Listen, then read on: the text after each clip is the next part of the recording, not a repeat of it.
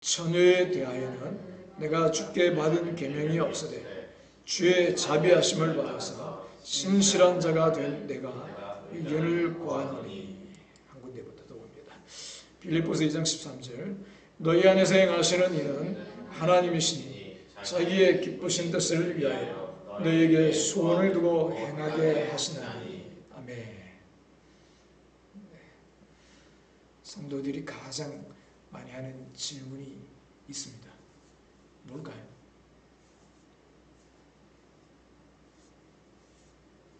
궁금한 게 없나 보네요. 많이 하는 질문 중에 하나가요. 응답받는 거잖아요. 그죠? 그래서 목사님, 하나님 음성을 어떻게 들을 수 있습니까? 그래서 서점에 가면 책들을 잘 안 받아요. 제일 많이 보는 책이 있습니다. 뭘까요? 기도에 관한 책입니다. 네. 대표 기도에 관한 책들도 많이 본답니다. 어떤 분들은 이렇게 생각합니다. 귀로 들리는 음성을 들어야 합니다. 환상을 봐야 합니다. 특별한 계시를 받아야 하나님의 응답을 받는 것이다 생각합니다. 그래서 많은 사람들이 끊임없이 특별한 체험을 구합니다. 무슨 소리를 들으려고 하고 무슨 환상을 보려고 합니다. 하나님이 직접 말씀하셔야 한다고 생각합니다. 물론 하나님은 지금도 다양한 방식으로 역사하십니다. 귀로 들리는 음성도 환상도 특별한 체험도 하나님께서 주실 수 있습니다. 그러나 오늘 우리가 반드시 붙들어야 할 질문이 있습니다. 그래서 그 체험이 나의 마음을 바꾸었는가?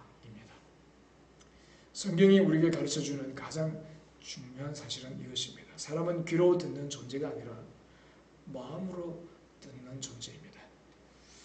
똑같은 설교를 들어도 어떤 사람은 인생이 변하고 어떤 사람은 아무 일도 일어나지 않습니다.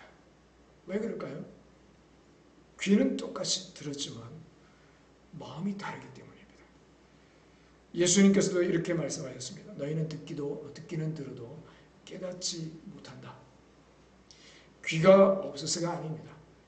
마음이 닫혀 있었기 때문입니다. 그래서 하나님은 우리에게 먼저 묻습니다. 너는 내 음성을 듣고 싶으니 그 전에 너는 내 마음을 알고 싶으냐?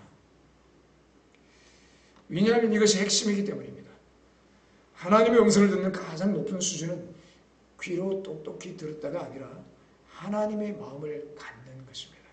오늘 말씀을 통해 우리는 이것을 보게 될 것입니다. 첫 번째는 귀로 듣는 신앙과 마음으로 듣는 신앙의 차이. 두 번째는 어떻게 우리가 하나님의 마음을 품는 자리까지 나아갈 수 있는지 살펴보겠습니다. 하나님의 음성을 듣는 방식에는 크게 두 가지가 있습니다. 하나는 마음 없이 귀로만 듣는 것이고 다른 하나는 마음으로 듣는 것입니다.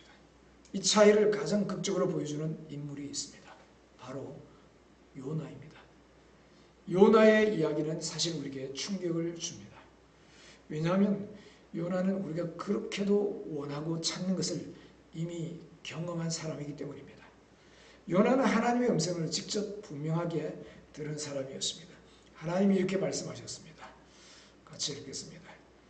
여호와의 말씀이 아미떼의 아들 요나에게 임하니라. 이르시되 너는 일어나 저 큰 성읍 니느웨로 가서 그것을 향하여 외치라. 그 악독이 내 앞에 상달되었음이니라 하시니라. 아멘. 이르시되 하시니라. 하나님 말씀이 분명히 들렸다 하는 거죠. 자, 이 정도면 어떻습니까? 더 이상 분별할 필요도 없습니다. 기도할 필요도 없습니다. 확인할 필요도 없습니다. 너무나 명확한 하나님의 음성입니다. 그런데 요나는 어떻게 했습니까? 정반대로 갔습니다. 니느웨가 아니라 어디로 갔죠? 다시스로 도망쳤습니다. 왜 그랬을까요? 여기서 우리가 반드시 붙들어야 할 핵심이 있습니다. 요나는 하나님의 말씀을 거부한 게 아닙니다. 하나님의 마음을 거부하는 것입니다. 요나의 귀는 하나님의 음성을 들었습니다. 그러나 그의 마음은 하나님의 마음과 전혀 다른 곳에 있었습니다. 요나는 니느웨를 미워했습니다. 니느웨는 이스라엘을 짓밟던 아수르의 수도였습니다. 참고로 아수르는 지금 어디냐? 이라크의 북부 지역의 나라였습니다. 아수르. 그에게 니느웨는 구원받아야 할 대상이 아니라 심판받아야 할 대상이었습니다. 왜냐하면 자기 나라를 괴롭히고 있었으니까. 근데 하나님은 그들을 살리라고 하십니다.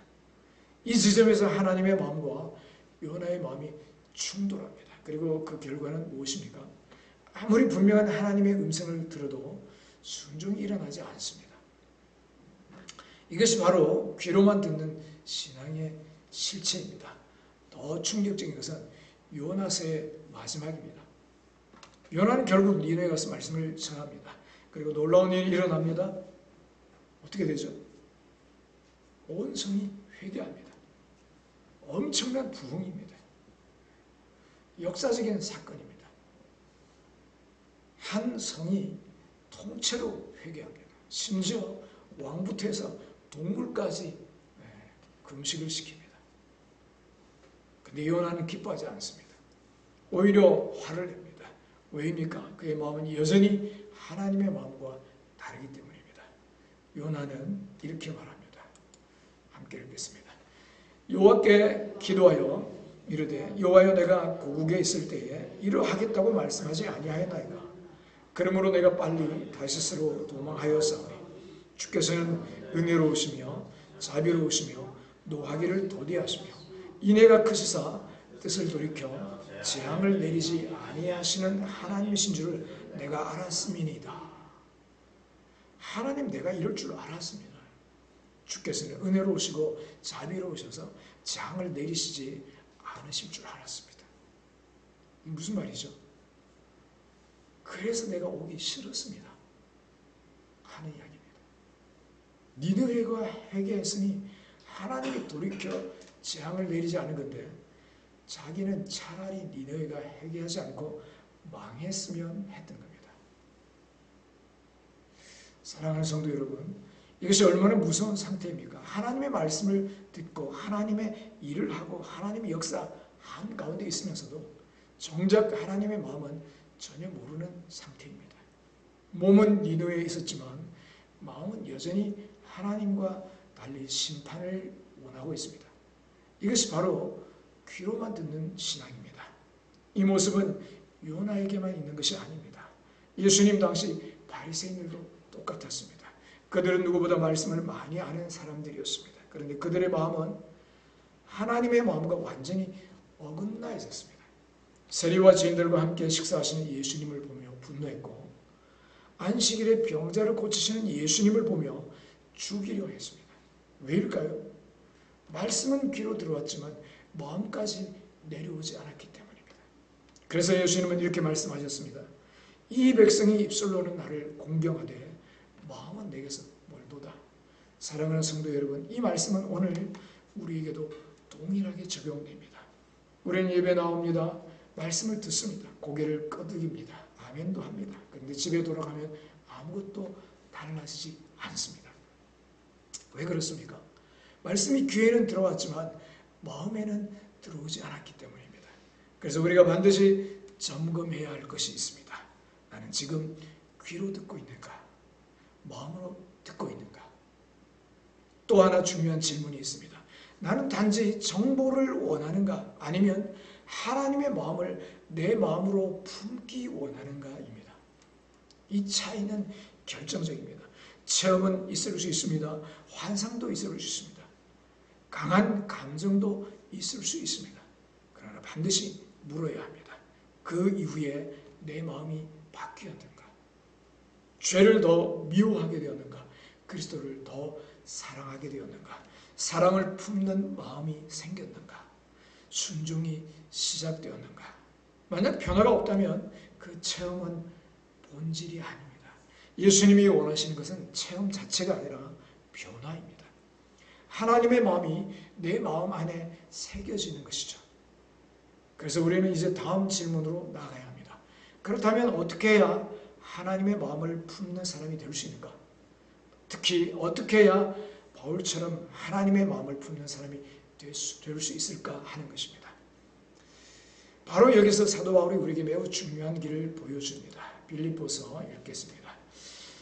너희 안에서 행하시는 이는 하나님이시니 자기의 기쁘신 뜻을 위하여 너희에게 소원을 두고 행하게 하시나니. 이 말씀은 참 놀랍습니다. 하나님은 단지 밖에서 명령만 하시는 분이 아닙니다.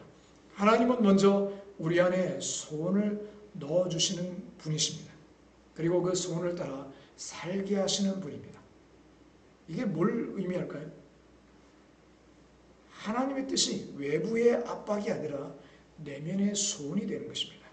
이것이 믿음의 성숙입니다. 성숙한 믿음인 거죠. 어린아이는 부모가 시켜야 움직입니다. 그러나 자녀가 자라면 부모의 마음을 알고 자원해서 움직입니다. 하나님이 원하시는 신앙은 바로 이겁니다. 억지로 끌려가는 종의 신앙이 아니라 아버지의 마음을 품고 자원하는 자녀의 신앙입니다. 하나님은 우리가 그렇게 되기를 원하십니다. 단순히 명령을 듣고 움직이는 사람이 아닙니다. 바울처럼 복음에 대한 소원을 품고 사는 사람이 되기를 원하십니다. 할렐루야. 사도행전 2장 21장을 보면요, 바울이 예루살렘으로 올라가려 할 때 곳곳에서 경고가 주어집니다. 예루살렘에 올라가면 결박당하고 죽을 것이다. 선지자 아가보라는 사람은요, 바울의 띠를 가지고 자기 손발을 결박하면서 이렇게 말합니다. 같이 읽겠습니다. 성령이 말씀하시되 예루살렘에서 유대인들이 이같이 이 띠 임자를 결박하여 이방인의 손에 넘겨주리라 하거늘. 주변 사람들이 못 울며 바울을 말립니다. 가지 마십시오. 죽습니다. 그런데 바울은 어떻게 말합니까? 여러분이, 우리 또 한 군데 보겠습니다. 21장 있습니다. 여러분이 어찌하여 울어 내 마음을 상하게 하느냐. 나는 주 예수의 이름을 위하여 결박받을 뿐 아니라 예루살렘에서 죽을 것도 각오하였노라. 사랑하는 성도 여러분, 이것이 바로 성숙한 하나님의 자녀의 모습입니다. 바울에게는 이미 마음 안에 주님의 뜻을 향한 소원이 있었습니다. 그러므로 바깥에서 무슨 경고가 와도 그 소원을 꺼뜨릴 수 없었습니다. 하나님이 쓰신 사람들의 간증들을 보면요, 가장 힘든 곳으로 가겠습니다. 또는 이것저것 따지지 않고 첫 번째 가라고 한 곳으로 가겠습니다. 그런 간증이 많더라고요. 근데 제 삶을 돌아보면요, 가면 어떤 역사가 일어날까? 가면 좋을까? 참 계산을 많이 했구나. 참 부끄러운 고백이지만 그런 생각을 많이 했다 하는 것을 고백하지 않을 수가 없습니다. 바울은 거기 가면 큰 역사가 일어날 거야. 또는 사람들이 나를 잘 지켜줄 거야. 그런 거 전혀 생각하지 않았습니다. 하나님의 사람들이 주변에서 다 가면 큰일 납니다. 고생합니다. 죽을 수도 있습니다. 하는데도 나는 복음을 위해서 죽기도 마다하지 않는다 하고 가는 겁니다.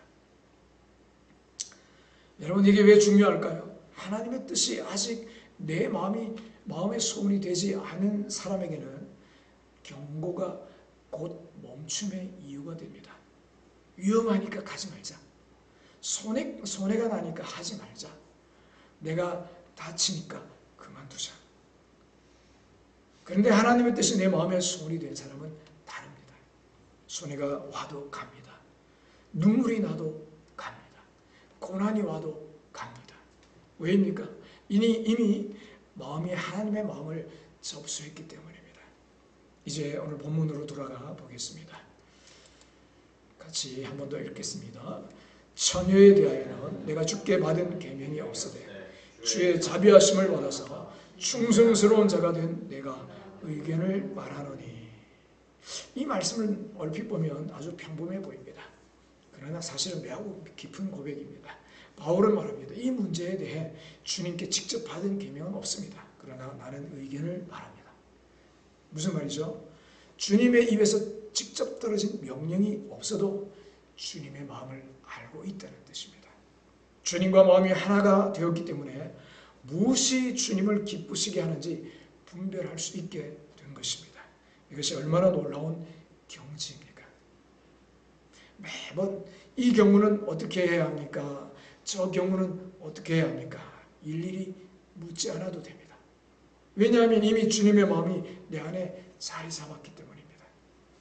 사랑하는 성도 여러분, 신앙의 깊이는 정보가 많아지는 데 있지 않습니다. 체험이 많아지는 데도 있지 않습니다. 신앙의 깊이는 주님의 마음을 내 마음으로 품는 데 있습니다. 그래서 바울은 주님께 직접 받은 계명은 없다 하는 말을 불안하게 하지 않습니다. 오히려 담대하게 말합니다. 왜입니까? 주님의 마음을 알기 때문입니다. 이와 관련하여 한 목사님의 간증이 있습니다. 서울의 관악산, 옛날에 삼각산이라고 되어 있습니다. 그 꼭대기에서 늘 기도하는 목사님이 계셨어요. 그 목사님의 이름은 삼각, 장삼각이었어요. 삼각이 아니고 세각이었어요. 세각. 장세각. 희한하게 삼각산 꼭대기에 장세각이라고 하는 목사님을 하나님이 끌어올리셔서 기도를 시키셨어요. 나라와 민족을 위해서 늘 기도하셨는데, 근데 특별한 체험은 없는 분이셨습니다. 남들처럼 뭐 은사가 두드러지게 나타난다거나 또는 하나님의 음성을 귀로 듣거나 그런 분도 아니었어요. 심지어 이분은 방언도 안 하시는 분인데, 그러나 기도할 때 하나님께서 이렇게 말씀하신다고 합니다. 내 마음이 네 마음이다. 네 마음이 내 마음이다. 여러분, 얼마나 놀라운 말씀입니까? 하나님 그에게 이렇게 해라 저렇게 해라 하나하나 지시하신 것이 아닙니다. 그가 품고 있던 마음, 그 중심의 방향이 하나님의 마음과 같다고 말씀하신 것입니다. 이것이 바로 우리가 추구해야 할 하나님의 음성입니다. 하나님의 뜻이 외부에서 주어지는 명령이 아니라 내 안에 소원이 되어 있는 상태입니다. 하나님이 원하시는 것은 하나님이 억지로 움직이는 종이 아니라 아버지의 마음을 품고 자원하는 자녀입니다. 이거 하면 왜 안 됩니까? 저거 하면 왜 안 됩니까? 그러면서 누구는 하는데요 하고 자꾸 핑계대는 게 아니고, 이게 과연 하나님 기뻐할까? 이것이 하나님께 영광이 될까? 자원한 마음으로 찾아가는 것이요, 진짜 성숙한 믿음의 자녀의 모습이라는 것입니다. 사랑하는 성도 여러분, 우리도 그런 자리에 이르게 되기를 소원합니다. 하나님, 저에게도 주님의 마음을 주십시오. 저의 마음이 주님의 마음과 같아지게 하옵소서. 그때 비로소 신앙은 부담이 아니고 기쁨이 되고, 순종은 억지가 아니라 소원이 되는 것입니다. 할렐루야. 주님과 한마음 되어 기쁘게 주님과 동행하는 여러분 되시기를 주 이름으로 축원합니다. 자, 사랑하는 성도 여러분, 그렇다면 우리는 어떻게 해야 바울처럼 하나님의 마음과 하나가 될 수 있을까요? 어떻게 해야 귀로만 듣는 사람이 아니라 마음으로 듣는 사람이 될 수 있겠습니까? 그 답은 바로 묵상입니다. 묵상. 말씀이 머리에서 끝나지 않고 마음까지 내려오게 하는 길, 그것이 묵상입니다. 우리는 자주 말씀을 듣습니다. 읽기도 합니다. 메모도 합니다. 그런데도 삶이 잘 바뀌지 않을 때가 있습니다. 왜 그럴까요? 말씀이 정보로만 남아있기 때문입니다. 말씀이 지식은 되었지만 소원은 되지 않았기 때문입니다. 그래서 하나님 우리에게 말씀을 한 번 듣고 끝내지 말고 되새기고 붙들고 마음에 새기라고 하십니다. 보통 사람들은 걱정거리는 시키지 않아도요, 반복해서 되씹습니다. 그래서 어떻게 되죠? 불이 됩니다. 불. 그렇죠? 세상의 걱정거리, 염려거리, 화날 일들은요, 되씹어가지고 불을 만듭니다. 그 불은요, 병을 만드는 불이 될 수 있습니다. 삶을 망가뜨릴 수 있습니다.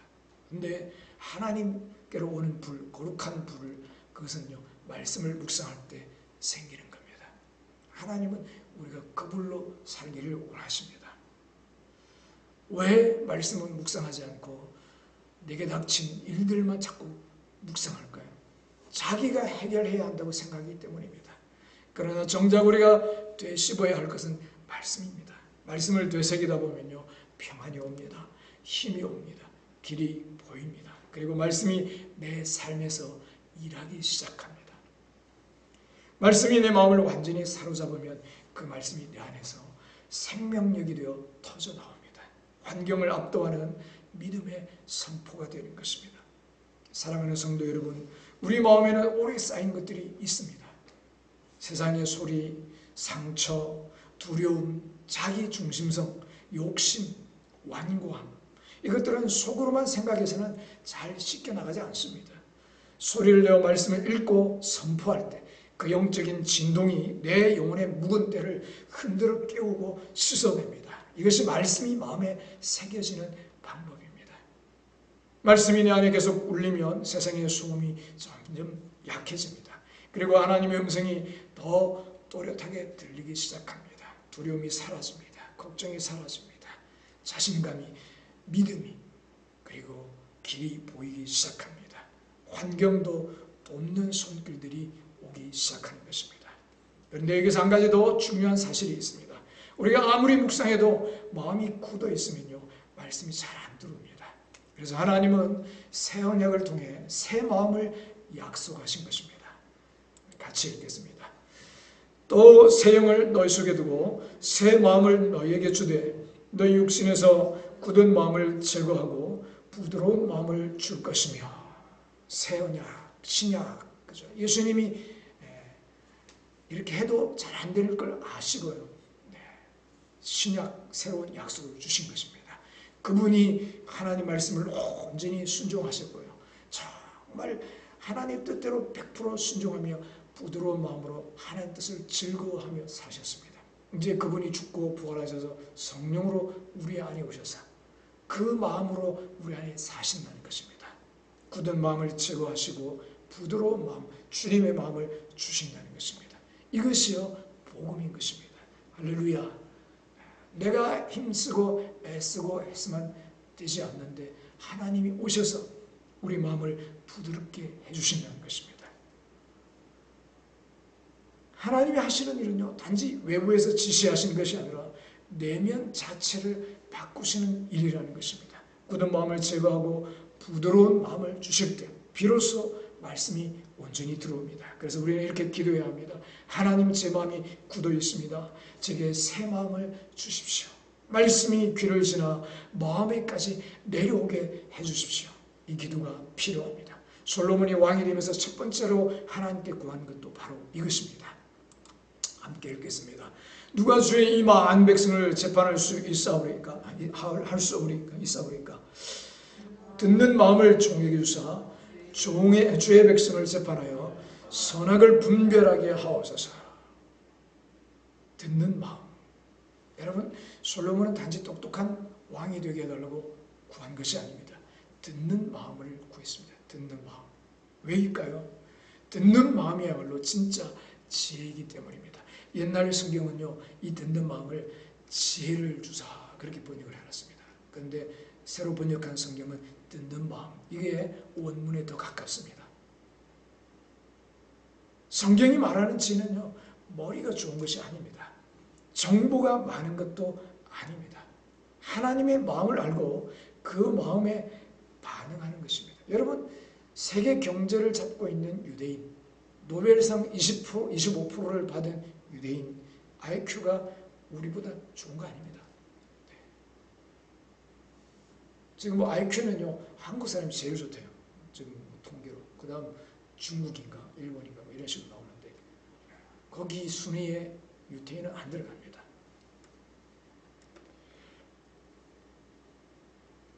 그래서 잠언 9장 10절을 말합니다. 잠언 9장 10절 함께 읽겠습니다. 여호와를 경외하는 것이 지혜의 근본이요. 여호와를 경외하는 것이 지혜의 근본이다. 똑똑한 것이 지혜가 아니라 나오는 겁니다. 진짜 지혜는 하나님과의 관계에서 나옵니다. 이제 마지막으로 요나와 다윗을 함께 생각해 보겠습니다. 요나는 하나님 말씀을 들었습니다. 그러나 마음이 합하지 않았습니다. 그래서 순종했어도 기쁨이 없었고 역사가 일어나도 하나님을 닮지 못했습니다. 그러나 다윗은 달랐습니다. 다윗은 하나님의 집이 천막에 있는 것을 보며 마음이 아팠습니다. 자신은 백향목궁에 살고 있는데 하나님의 교회는 휘장 가운데 있다는 것이 그의 마음을 찔렀습니다. 그때 다윗은 하나님을 위해 집을 지어드리고 싶다는 거룩한 소원을 품게 됩니다. 그래서 이렇게 고백합니다. 함께 읽겠습니다. 왕이 선지자 나단에게 이르되 볼지어다 나는 백향목궁에 살거늘 하나님의 귀는 휘장 가운데에 있도다. 그 소원은 누가 시켜서 생긴 것이 아닙니다. 외부 명령 때문에 생긴 것도 아닙니다. 하나님을 예배하고 말씀을 주야로 묵상할 때 하나님의 마음이 다윗의 마음 안에 생긴 것입니다. 이것이 얼마나 복된 일인가요? 거룩한 소원이 생긴 겁니다. 그때 하나님께서 나단 선지자를 다윗에게 보내어 이렇게 말씀하십니다. 내가 이스라엘 자손과 더불어 다니는 모든 곳에서 내가 언제 누구에게 나를 위하여 백향목집을 지으라고 말한 적이 있느냐? 이 말씀은 언뜻 보면 거절처럼 들리지만 사실은 하나님께서 다윗의 마음에 너무나 큰 감동을 받았다는 것을 보여주는 뉘앙스입니다. 하나님조차 생각하지 못하셨던 사랑의 고백을 다윗이 먼저 드린 것입니다. 하나님이 집을 지으라고 명령하셔서 억지로 의무감에 행한 것이 아니라 다윗의 중심에서 하나님을 사랑하는 마음이 먼저 움직여 행한 고백이었습니다. 할렐루야. 이런 마음이 우리 가운데도 있기를 바랍니다. 이 마음에 감동하신 하나님께서는 다윗에게 인류 역사상 가장 위대한 언약의 축복을 쏟아부어 주십니다.